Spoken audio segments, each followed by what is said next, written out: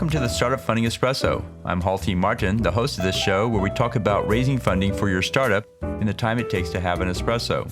I hope you enjoy this episode.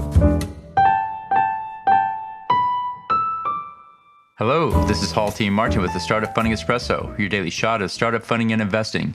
Startups with product market fit that are generating revenue should consider installing a board. The board of directors provides oversight for the company. Early stage boards should have an audit and compensation committee. The audit committee sets the policy regarding the finances, including control, expenses, and reviews. Compensation committee sets pay for the company's employees and ties the compensation to performance with a view to market standards.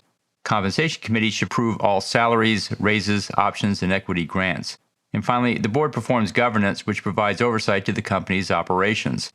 The board should have a lead director who sets up the meetings and drives the agenda with input from the board members. Lead directors run the board meetings and manage the CEO review process.